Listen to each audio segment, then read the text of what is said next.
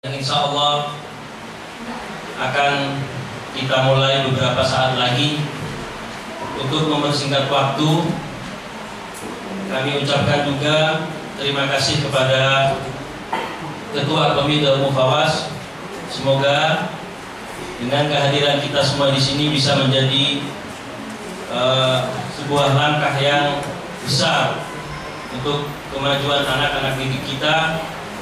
Amin, Allahumma amin. Kita langsung saja sebenarnya acara pertama sambutan oleh Ketua Yayasan EMIS Jakarta, yaitu Al-Ustaz Abu Usama Hafizahullah Ta'ala.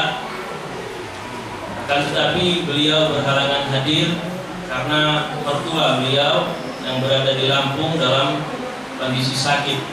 Beliau menyampaikan salam terhadap para undangan, para orang tua murid. Karena beliau tidak bisa hadir, beliau menyampaikan salam kepada kita semua. Kemudian langsung ke pemaparan visi dan misi dari SD EMIS Jakarta oleh Kepala Sekolah SD EMIS Ustaz Muhsin Hafizahullah Ta'ala. Ustaz Muhsin fa'alaihi wabbarakatuh.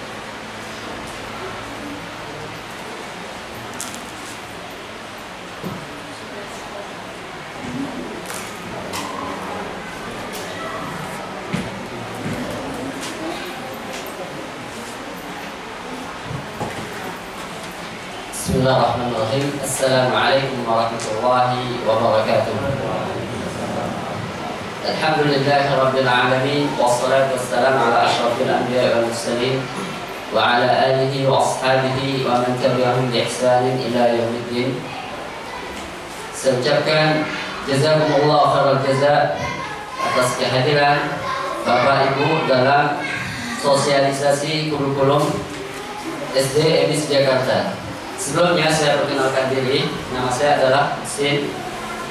Tapi sebenarnya pakai H ya, karena telah duluan ditulis di rapor jadinya ngikutin ya. Saya lahir di Lombok 6 Juli 1985, kemudian saya menyelesaikan pendidikan SD, SMP, SMA di Lombok, kemudian melanjutkan di Ma'had Al-Imam Syafi'i di Cilacap, kemudian melanjutkan ke Libya.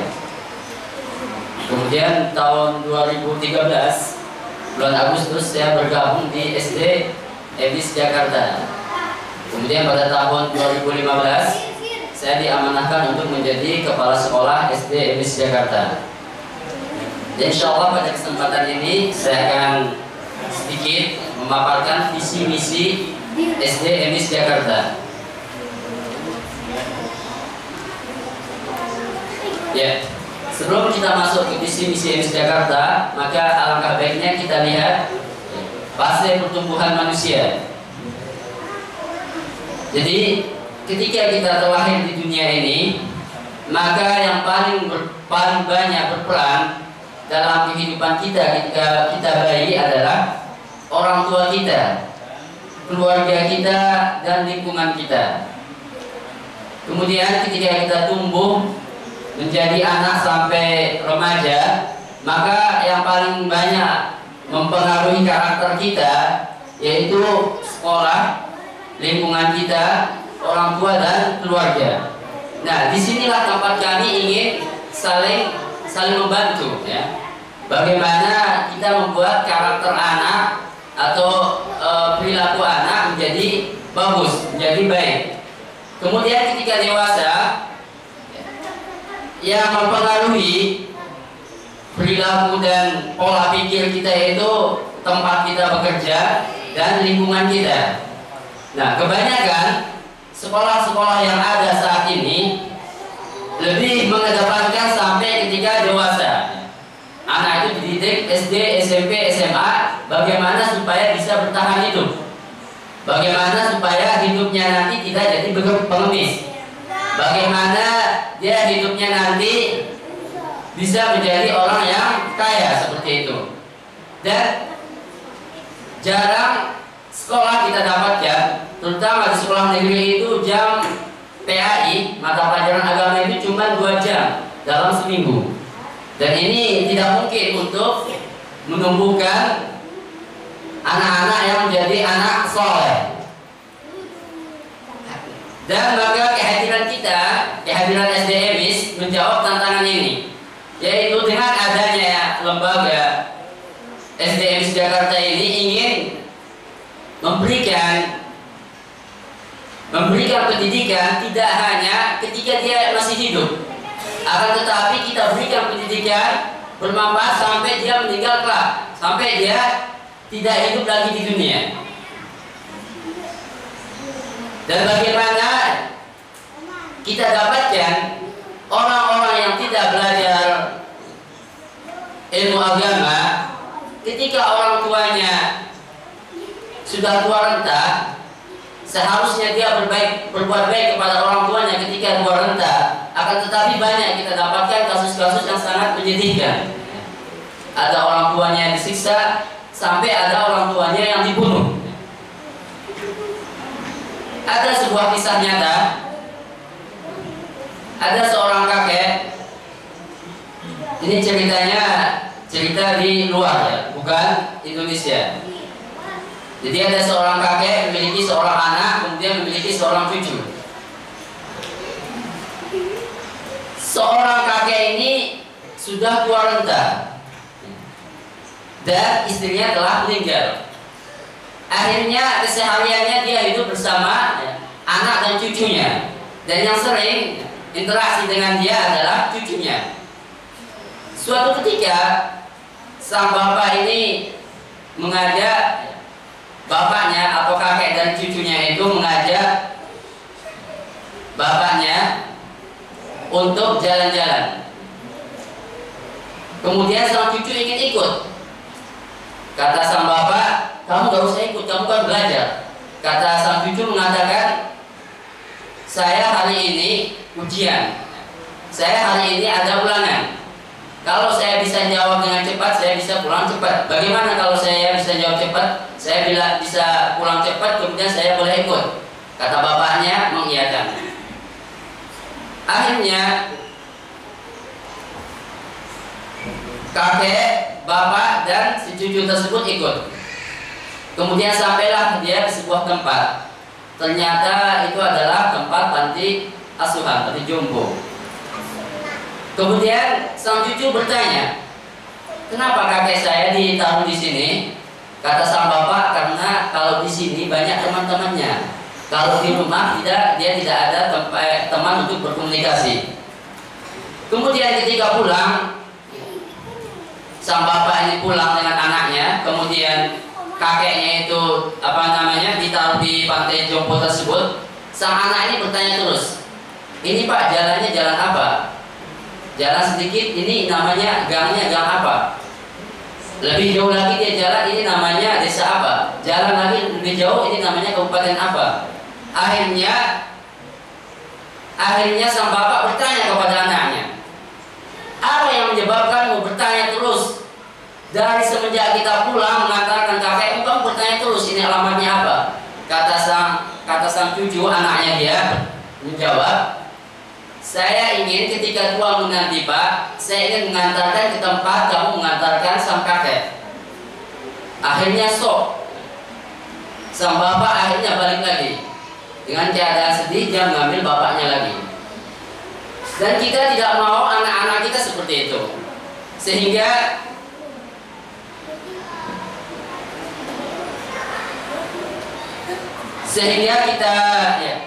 tujuan visi SDMIS Jakarta yaitu kita berusaha setiap hari mengajarkan dan melatih. Yang namanya anak-anak itu kalau dilarang sekali, dia tidak akan jerah.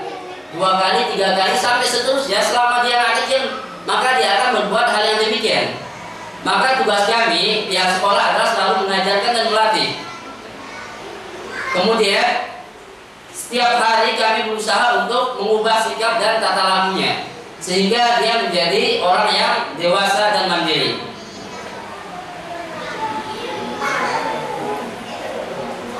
Nah, inilah visi SDMIS Jakarta, yaitu sekolah dasar Islam yang unggul dalam ilmu syar'i, sains dan bahasa. Dan di sini kenapa kami menitik beratkan ilmu syar'i? Karena kebutuhan kita terhadap ilmu syar'i itu lebih dibutuhkan daripada kebutuhan kita terhadap makan dan minum. Karena kalau kita makan dan minum itu cuma 3 kali dalam sehari. Akan tetapi kebutuhan kita terhadap ilmu itu setiap saat. Mulai kita bangun tidur, adab yang harus kita lakukan seperti apa, kemudian doa yang kita lakukan, ya, doanya apa. Dan kita bangun tidur, kemudian kita ngambil, kemudian kita ke hammam atau ke toilet. Doanya apa ketika belum masuk, keluarnya apa. Setelah masuk, kemudian tata caranya mandi, tata caranya wudu, kemudian berangkat ke masjid. Doanya apa ketika berangkat ke masjid, sampai di masjid apa yang harus dilakukan. Sholat tahiyatul masjid, kemudian sholat, balik lagi pulang, kemudian makan, kemudian bekerja. Bagaimana tata cara bekerja dalam Islam, sehingga dalam Islam itu sendiri adalah ketika kita bekerja, meniatkan untuk mencarikan nafkah untuk keluarga kita, itu sudah bentuk ibadah kepada Allah Subhanahu wa taala. Kemudian sampai kita tidur kembali, kita butuh sekali dengan ilmu syar'i. Kemudian yang kedua yaitu sains. Di sini kita juga menitik beratkan sains. Karena selama kita hidup di dunia ini, kita butuh pekerjaan. Dan kalau ada yang cuma belajar agama saja tidak bekerja, itu juga salah. Selama kita hidup di dunia, maka kita butuhkan itu. Dan yang ketiga adalah bahasa. Kalau kita pintar dalam ilmu syar'i, tapi kalau kita tidak bisa menerapkan, kemudian kita pintar sains, tapi pola komunikasi kita tidak bagus, maka orang tidak akan senang kepada kita.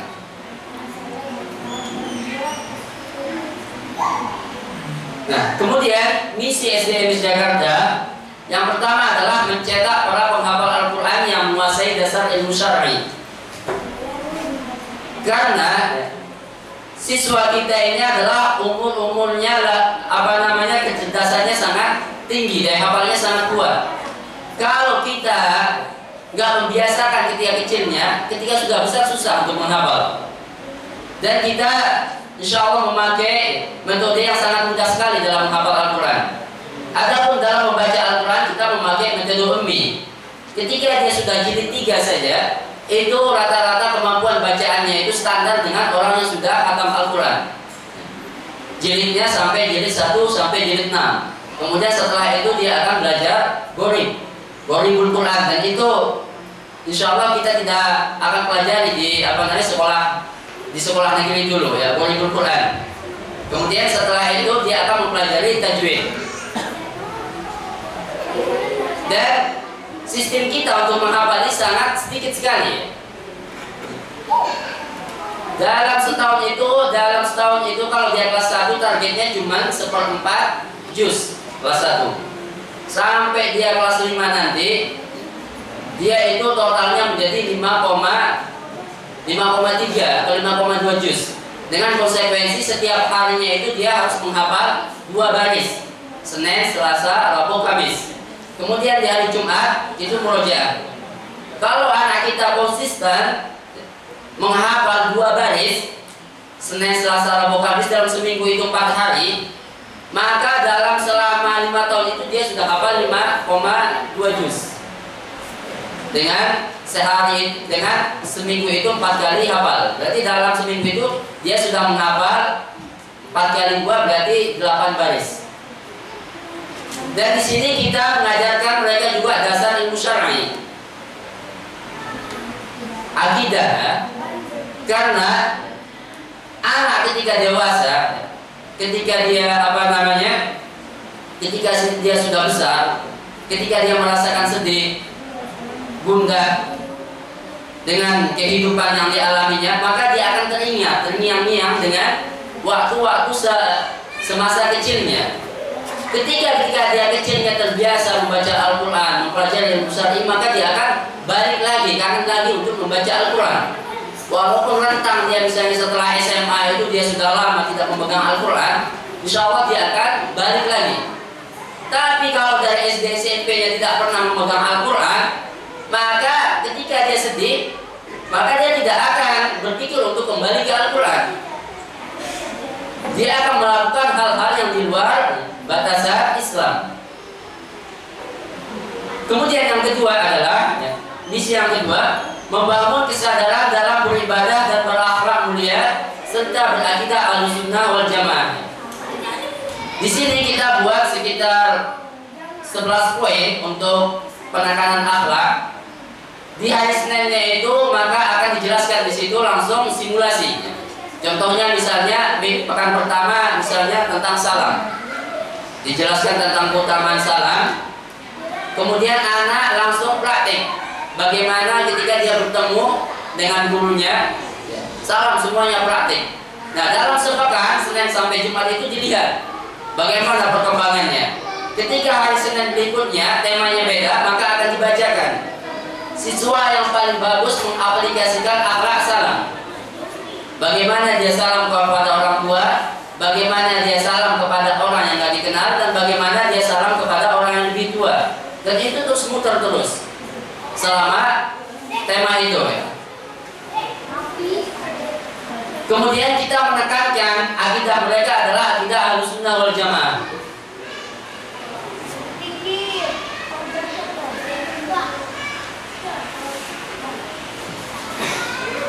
Kemudian yang ketiga adalah misi SDM Jakarta, mengukir prestasi gemilang di kancah nasional dalam semua bidang. Alhamdulillah, SDM di sini berdiri tahun 2012. Sekarang siswa pertamanya itu kelas 5. Dan kita sudah memiliki izin prinsip dan izin operasional. Untuk akreditasi kita harus meluluskan yang kelas 5 ini, baru kita akan mengajukan akreditasi. Dan dari tahun kemarin sampai sekarang kita terus mengirimkan setiap ada event perlombaan, mengirimkan siswa-siswi kita, entah itu perlombaan sains, math, ataupun perlombaan yang lainnya.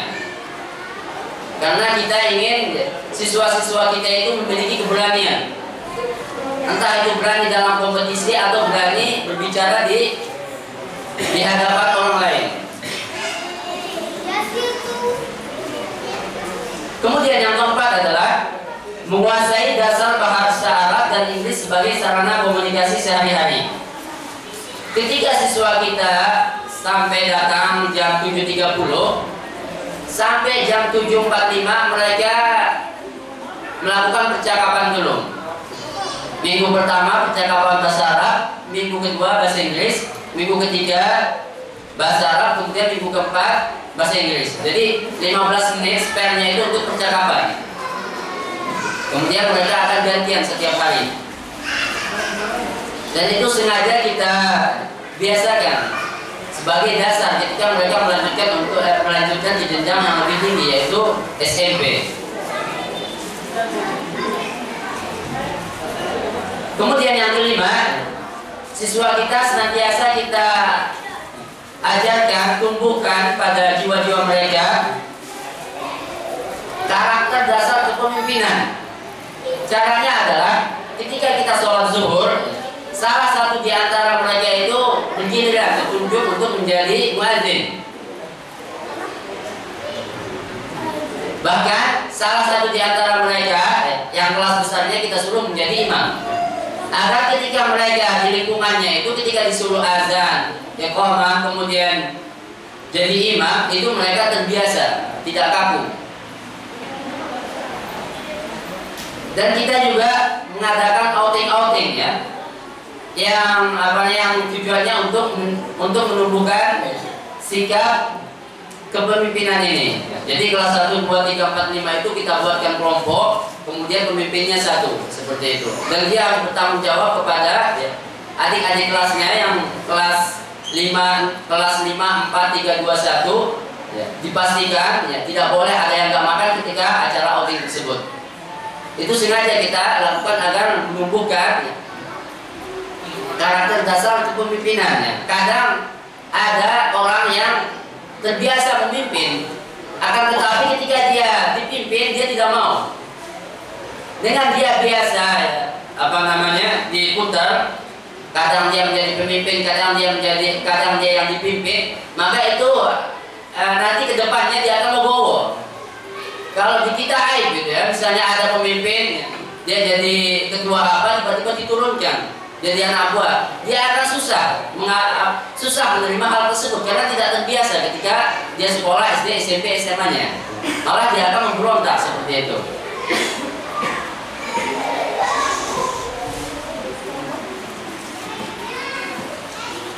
Ya, kemudian tujuan pendidikan di tingkat SD yang pertama adalah mampu menghafal Al-Quran 5 juz selama 6 tahun. Dan ini untuk kelas 1 ini, alhamdulillah semuanya sudah mencapai target, malah lebih. Kalau dia itu mengikuti yang 2 baris setiap hari dalam seminggu itu 4 hari, insya Allah dia akan mencapai lebih dari ini. Jadi yang dihafal itu dari surat dari juz 30, 29, 28, 27, 26. Kalau udah lebih itu yang 5 juz, maka dia tidak boleh menghafal kecuali setelah murojaah semuanya. Setelah dimurojaah, kemudian baru dia akan menghafal dari juz 1. Juz 1, 2, 3 sampai selanjutnya.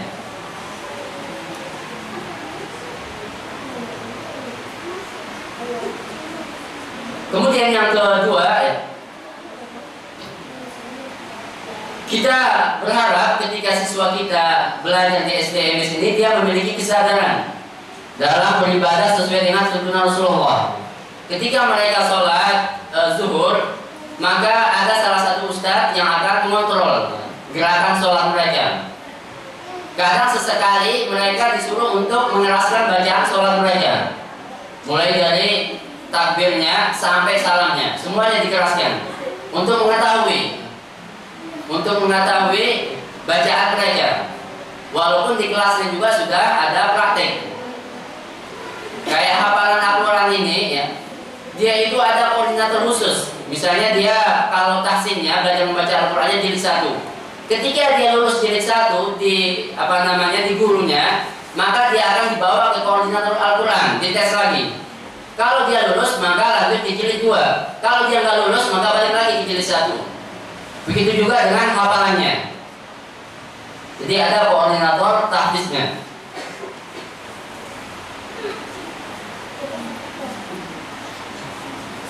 Kemudian yang ketiga, mengaplikasikan akhlak aplikatif yang mulia dalam kesehariannya. Dan ini yang sedang kita gencarkan ya. Jadi dalam sepekan itu kita harus, kalau dia temanya salam maka kita harus tekankan, ya harus salam. Kalau temanya tanggung jawab, kita tekankan. Dia harus tanggung jawab terhadap barang-barangnya, jangan sampai ada yang ketinggalan. Kemudian setelah dia makan, dia harus rapikan. Itu terus kita tekankan. Mudah-mudahan yang seperti ini bisa menumbuhkan sifat atau akhlak yang baik dalam kesehariannya.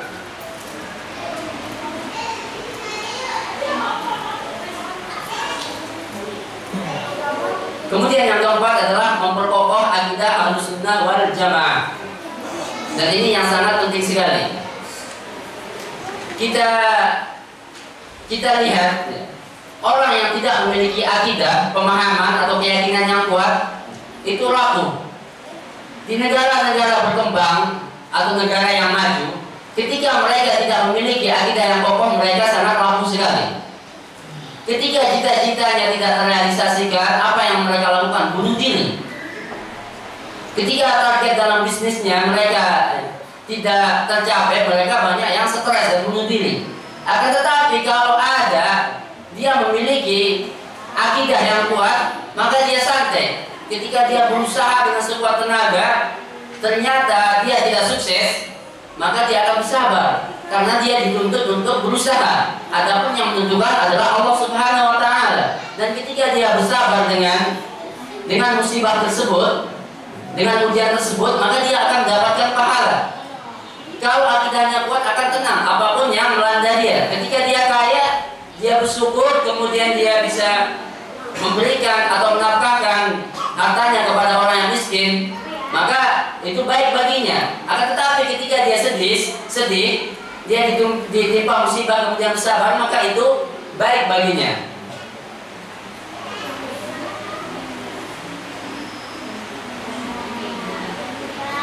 Kemudian yang kelima adalah meningkatkan hasil belajar peserta didik. Karena kita masih izin operasional belum luluskan, maka kita gabung ke sekolah negeri. Dan alhamdulillah siswa-siswa kita rata-rata itu 10 besar. Kalau tahun kemarin yang memegang 10 besarnya adalah siswa dari kita. Dan alhamdulillah pada saat ini tryout yang memegang 10 besarnya juga siswa-siswa kita.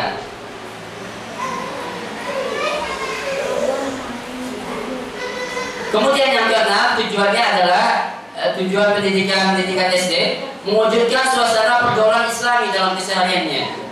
Jadi sengaja kita pisahkan antara ikhwan dan akhwat agar mereka terbiasa bergaul sesama akhwat dan bergaul sesama ikhwan.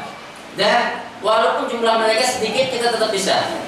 Kelas 5 saja yang ikhwannya cuma 6 orang itu kita pisahkan. Walaupun biayanya kalau dipisahkan lebih mahal, otomatis ruangnya juga pisah dan gurunya juga bisa sendiri. Tapi ini sudah konsekuensi kita ya, sengaja untuk mewujudkan suasana pergaulan Islami dalam kesehariannya.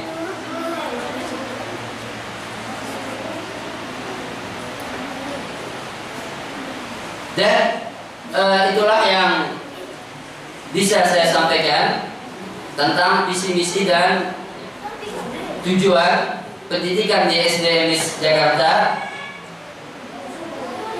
Saya ucapkan jazakumullah khairal jaza atas perhatiannya. Assalamualaikum warahmatullahi wabarakatuh. Baik, alhamdulillah kita telah mendengarkan visi dan misi SD MIS Jakarta yang disampaikan oleh Kepala Sekolah MIS Jakarta Ustaz Muhsin hafizahullah taala. Kemudian untuk acara berikutnya ini ada beberapa perform dari anak TK yang insya Allah akan menampilkan beberapa tampilan mereka. Ya, silahkan Ustazah.